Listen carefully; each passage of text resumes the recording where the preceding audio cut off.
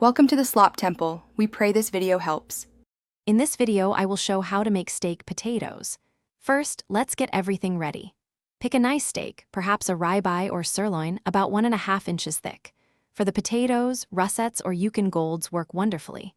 Make sure your oven is preheated to 400 degrees Fahrenheit. Have your salt, pepper, garlic powder, and some fresh herbs like rosemary or thyme ready to go. This preparation ensures a smooth cooking process. Now, let's get those potatoes perfectly roasted.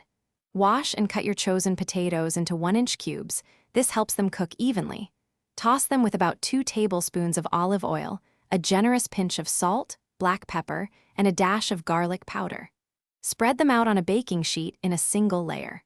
Roast them in your 400-degree oven for 20 to 25 minutes, remembering to flip them halfway for that beautiful golden crisp.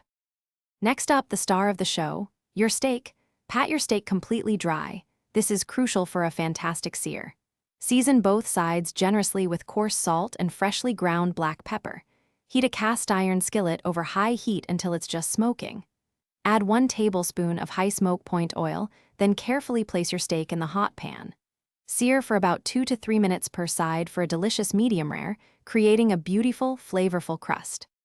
Almost there. For an extra layer of flavor, add 1 tablespoon of butter, a couple of smashed garlic cloves, and some fresh rosemary or thyme to the skillet.